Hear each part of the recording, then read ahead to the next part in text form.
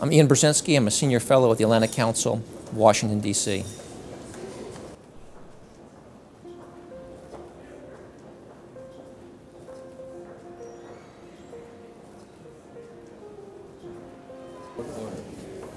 China is an emerging power. It's got economic weight that matches that of the United States. It's exponentially larger, for example, than Russia. It has a significantly growing military, and its presence is now felt throughout the transatlantic region.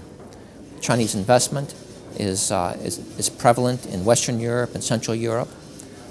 Europe, like the United States, is subject to the rapacious activity of Chinese cyber activity, Chinese cyber theft. There's a disconcerting Chinese investment, malign, I would say, Chinese investment in European infrastructure.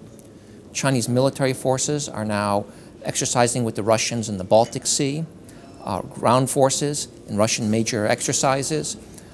So China has become part of the European landscape, and it's only appropriate for the Western alliance to start addressing this issue, to start assessing the challenge, and above all, trying to shape it so that as China's role emerges, it's directed in a direction not of confrontation and conflict, but towards one of cooperation.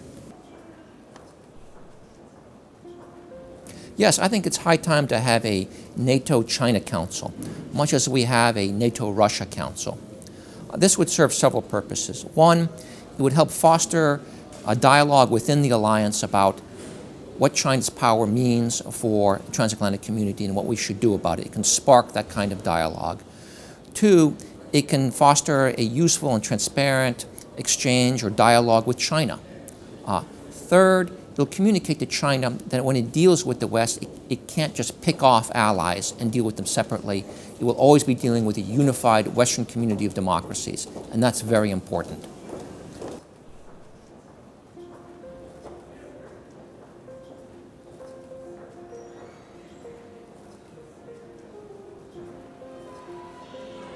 I think NATO has to start expanding its horizons. I don't see a radical shift in NATO's posture, but the United States and Canada are NATO allies and they are Pacific powers. And so therefore, as both of those countries demonstrate commitment to Europe's European interests, it's time for NATO to start considering what and how it can contribute to allied interests in the Pacific.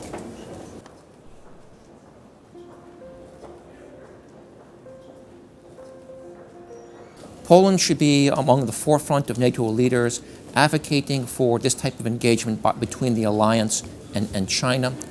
Poland's force structure ought to have an expeditionary dimension so it can be part of the Allied response. And I don't want to exaggerate the magnitude of that, but there's got to be some sort of Allied response in the Pacific to China's emerging role.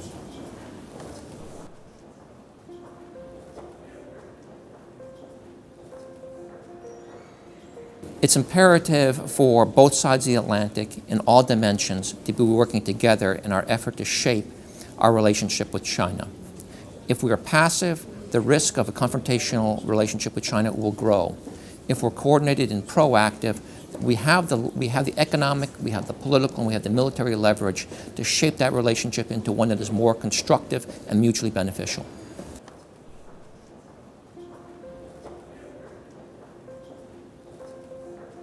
I look at the advantages that the West has. We have doubled the GDP of China. Our militaries continue to be unsurpassed and will be unsurpassed for the foreseeable future. And above all, the transatlantic community constitutes a community of democracies with unparalleled, unmatched democratic legitimacy globally. That's a good advantage to have when dealing with the new and challenges of this century.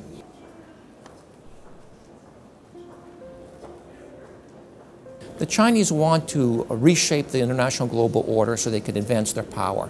And one of the key elements of their strategy is to break down the international rule-based order.